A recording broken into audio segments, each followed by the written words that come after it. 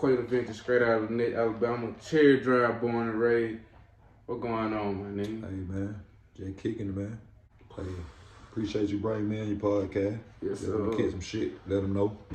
Before we get the episode started, man, I just want to say, like, sorry for the wait. You know, I know the podcast been down a few months, but like I told y'all in my previous vlog, we back and we better. You know, just had a few bumps in the road. We had to go and get that cleared, get that straight out. So now we back rolling.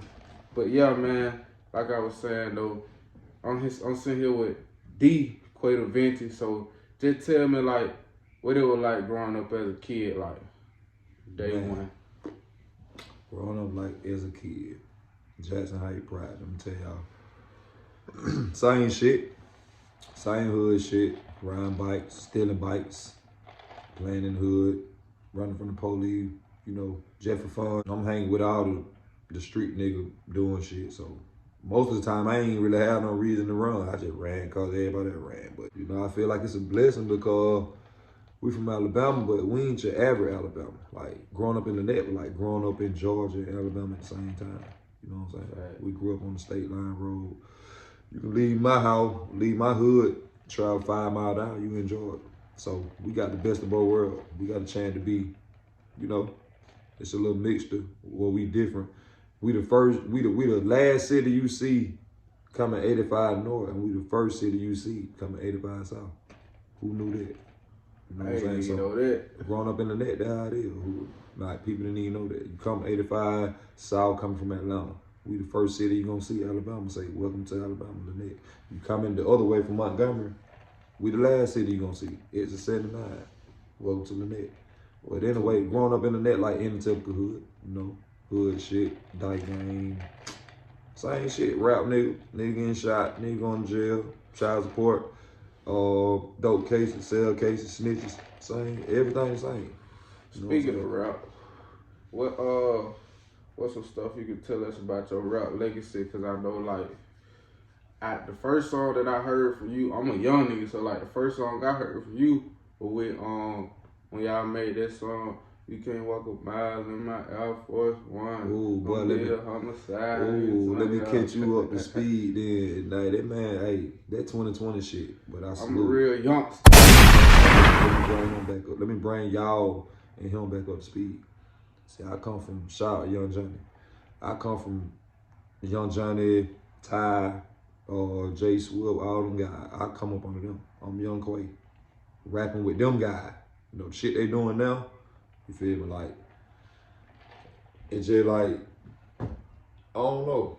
For him to hear that the first time, I ain't gonna say he been asleep. I'm just say, he a young nigga. He don't really know what's going on. So that's why I'm here to tell him what's going on. Okay. Coming up, it was like, okay, we got Belmontide coming out the T40. Can you tell me about Belmontide too? Like, I always hear you talk about that, but I don't really know the origin, you know. Like I said, I'm a young nigga. All right, Belmontide, me and two more of my other partners. One on my best friend. You ain't gonna see too much of him. You ain't gonna really see him unless you see him through me. But Ty Core, I'm pretty sure everybody know him. 8 Shit Clothing, you know what I'm saying? But anyway, Belmontide was just a group we started. I started, you know, coming up with from Hypnotized Mind. Remember the group 3 Set Mafia, Hypnotized Mind? So I was like, damn, I need to make up some shit that just mean, you know, like Belmontide, like what I'm about. So I kind of took Hypnotized Mind and was like, you know, I'm trying to make up some shit that's similar to that. So I came up with Belmontide. We 8th grade. You know, I ran about my partner. He did the group. Did what we gonna this up. They see we did Belmontide. So it like everybody agreed, like that the group. So it like, okay, we Belmontide. I didn't know to spell it with a ED or BAMITIZE without the D. So some people spell it without the D. Some people spell it with just the E. But Belmontide, Jay, you know, there's some young nigga from the hood looking up the Cash Money. You know, we grew up on Master P, all that type shit. So it kind of, we really were trying to be like the Alabama Cash Money. You know what I'm saying? If you get what I'm saying. But we from Alabama, so we were doing it our own way. Like we really had like real motion going on. Like all the clothes shit that going on right now. We were doing that shit. Right. I was doing that shit. Belmontide. A lot of people need to know that. So it like, I feel like if Anybody gonna tell the story, it gonna be me. And Bamatize is 3 niggas that started with like 5 or 6 niggas that, you know, like, nigga just, you know, life shit hit niggas and this nigga stopped rapping and this nigga stopped doing it. But me, I made the shit, so I gotta ride this shit till the wheel fall off. So me, I already knew I'm gonna be the one still doing this shit. Like now, 2023, still talking about some type of music, whether they ain't rapping or whatever. But, you know, the guy that really got on the music shit with me, my partner Ty Corey, Greg, like I said, me, myself. But you got Gino, you got Shiesty, you got my nigga Hurt, you know what I'm saying? All over once, a group, but you got my nigga Jay, man. Lil Real, long live my nigga Jay, man.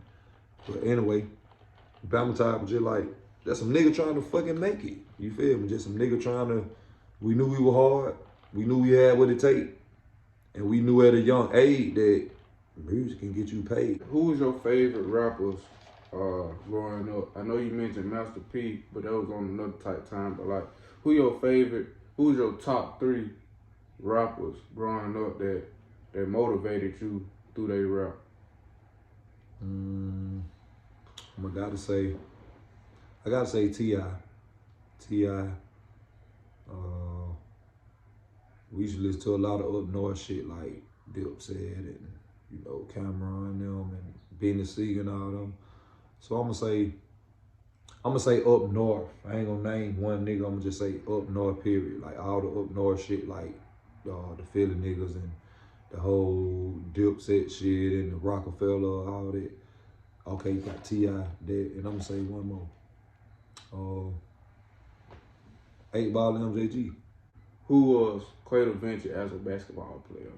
All right, that's a good question. I'm gonna give you a good answer.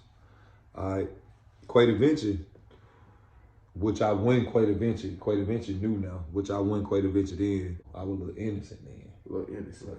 Okay. That was my, you know what I'm saying? Little innocent, like. See, that's why I like. Everybody always look at me like, Kway don't never do damn wrong. He don't smoke. He don't drink. You know, I can do some shit and I can probably kill a nigga and get away with it. Jake who I man, whatever they gonna say. Kway didn't do that. A little innocent. So I just played that. But anyway, just to get to your question, what you asked. Kway Devenci, rap wise, little innocent, whatever, it's like an alter ego. Kway Marbury is the basketball player. He the one you know for playing ball, you know, he hoop, whatever. I'm gonna say like in school when they taught us shit, you know, black history, all that, whatever, math. I always took up on like recycling. You know, they taught you in elementary school about recycling. That was like one of the main topics they talked about, recycle. So they just kind of stuck with me like on some recycle. Yeah, you know, it ain't all for school, you know, paper and all that, cardboard. No, that shit for real life. If you want to recycle yourself, you gotta recycle yourself. So I was Jose Quavo. So you know what I said? I don't want to be Jose Quavo no more. Like I outgrew that name. So like I want to be Kway Devenci, which my middle name Devenci, my real name Kway. So get what? Kway Devenci. Leonardo da Vinci. That's where the name come from. If you Google Leonardo da Vinci, you'll understand why I'm Kway Devenci. It ain't just Kway Devenci. It's because I paint pictures when I do music or when I talk. You damn nigga can see the shit. The speaker said everybody's mom probably had back in the 90s. But you got the microphone hole, all that. Okay. Only thing Kway Devenci wanted to see was a microphone hole. I get the headphone, right? I put the headphones in the microphone hole. I break the headphone, right? This a young nigga not have no microphone, just want to rap. I break the microphones in half. I come from cassette tape days. That's what y'all don't know. I'm gonna put that out there too. I come from cassette tape days. Break the headphone, put it in the microphone hole, put that tape in this side, put the other tape in this side. Go get me an instrumental from Natives. Shout out to Natives. If you know, you know. From the city, you know what Natives is. I go get the first song I rapped on, beat, what instrument I rapped on, was Gangsta Boo, where the party at. Rode my bike, Natives, got the instrumental, came into the house, put it in there. I'm like, oh. So everywhere I went to people's houses, when I'm with my friends or whatever, I'm looking for the radio. Do they got a microphone hole? Radio and shit if they didn't have no microphone hole, to me. In them days, if you didn't have no mic hole on your radio, you ain't talking about that for me. I created a mic before I had a mic. You can add my cousin Trey. Shout out to my cousin Trey. My homeboy Jay, Long Live Jay. They were right around me. Like, damn, the nigga made a microphone out of headphone. You know, the headphone, old school headphone, they go over your head.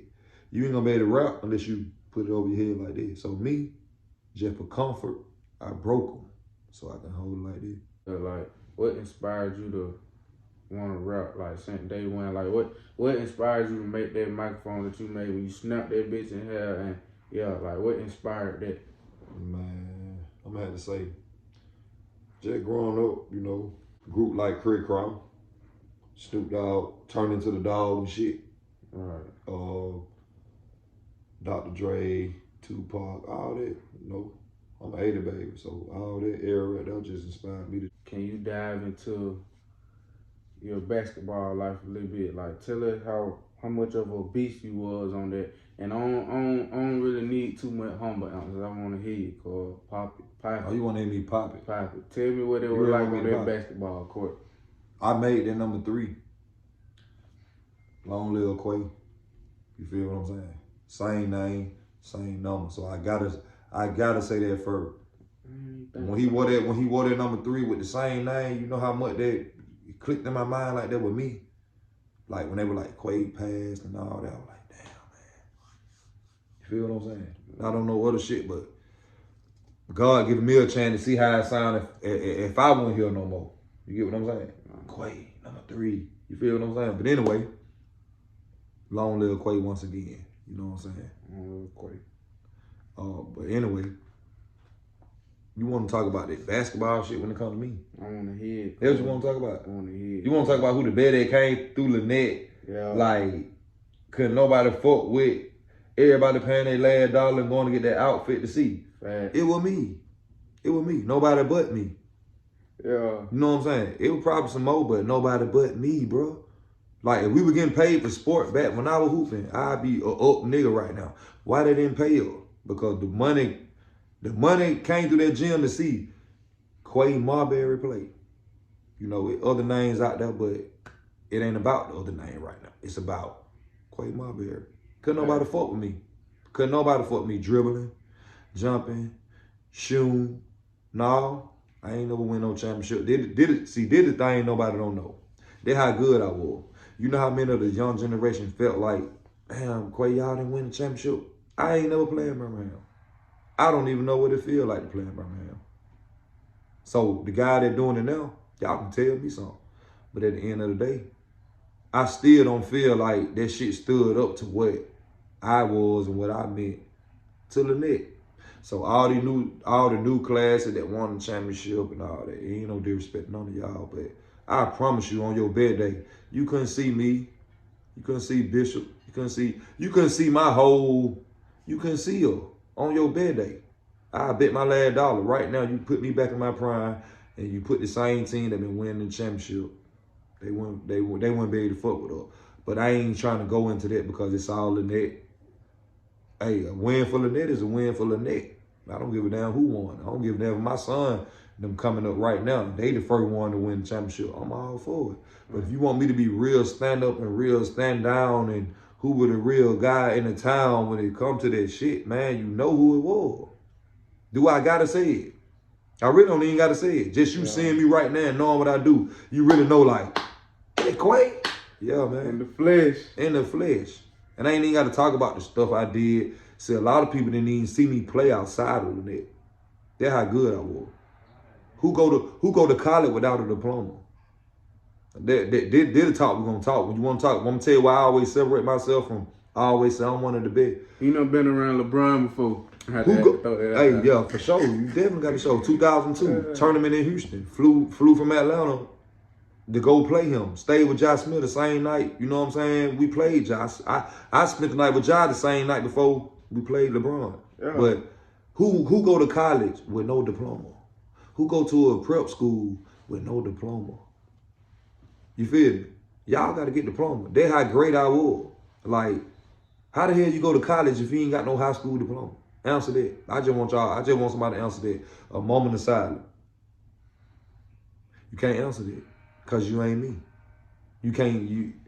That's why I tell my sons, y'all don't try to fill my shoes. You can't be Kway. Just be you. Whether you fit car, wide car, cut grass. I'm your dad. I'm still behind you. Because your dad's shoe you probably can't fill. Don't let the street hype you up to be like, oh, I got to be like my dad. They did for my son, my two boys, Ken and Kway. Y'all ain't got to be like daddy. You probably can't be daddy. I want you to be better than daddy. I heard you was a good dunker. I was a good dunker, but I had a spin move out the world. Yeah. I had a spin move that I don't give a damn with.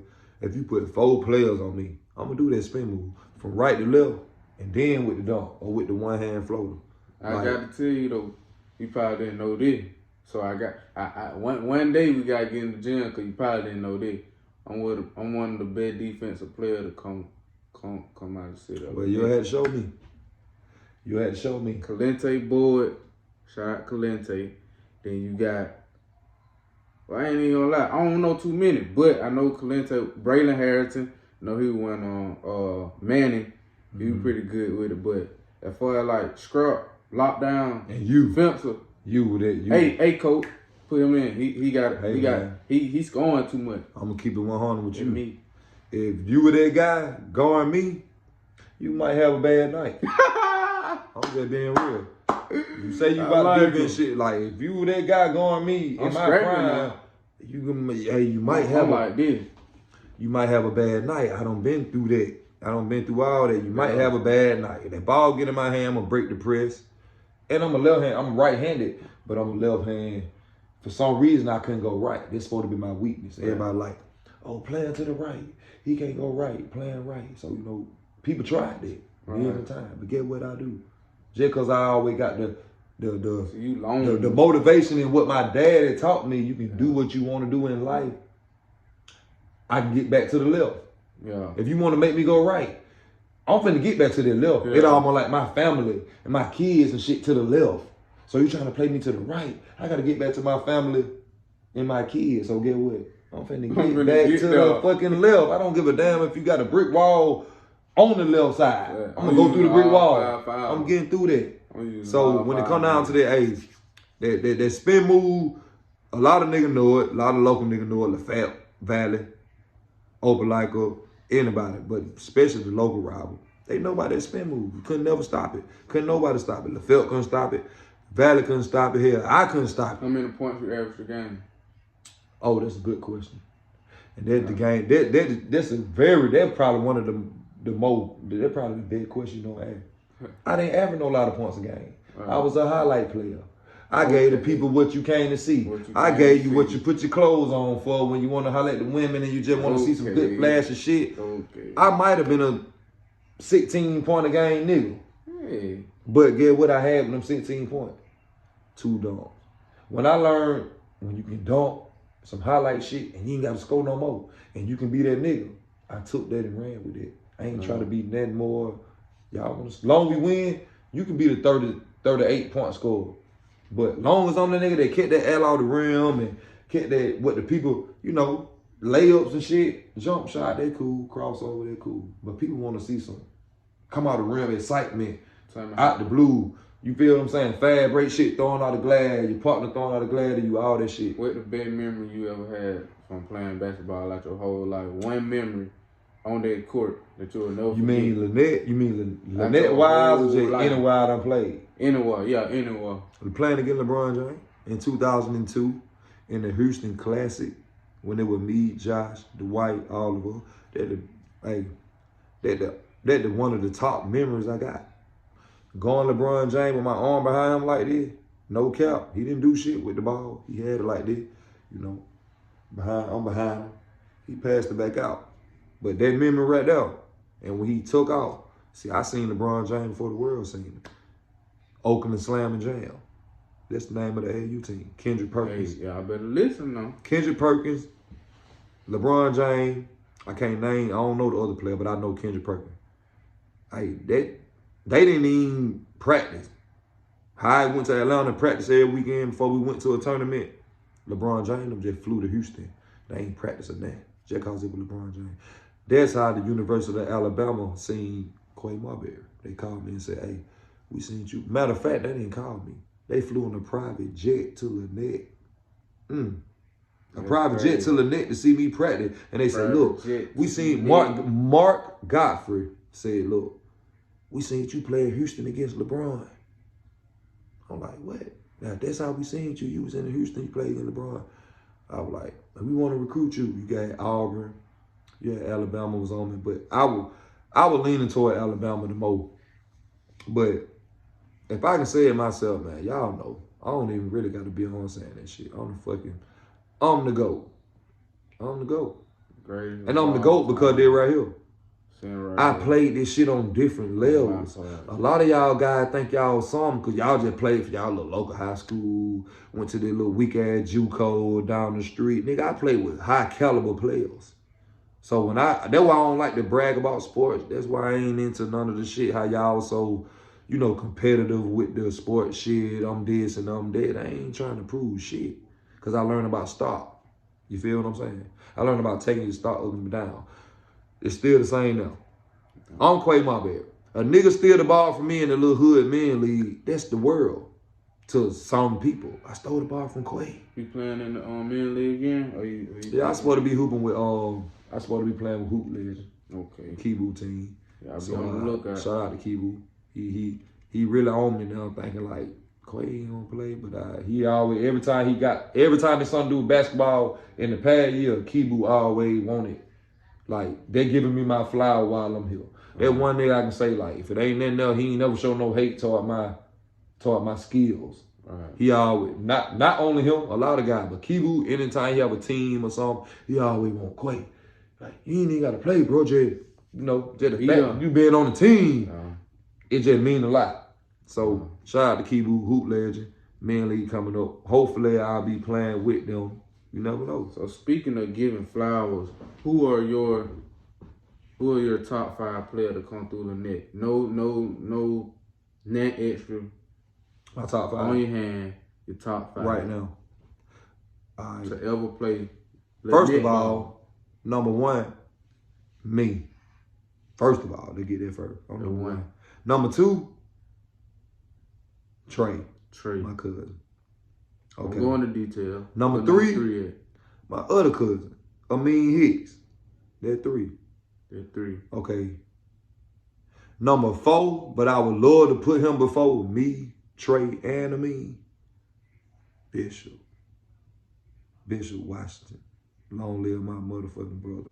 I ain't really know too much about, like, out of everybody use that name, I don't really know too much about nobody. Just being real, like, out of the all 5, only thing I can really think of is just like from what you told me through the podcast about you, like out of the rest of the 4 people, I really didn't even know too much about them for real. So we gonna say somewhere, we ain't gonna give it all to y'all tonight, man.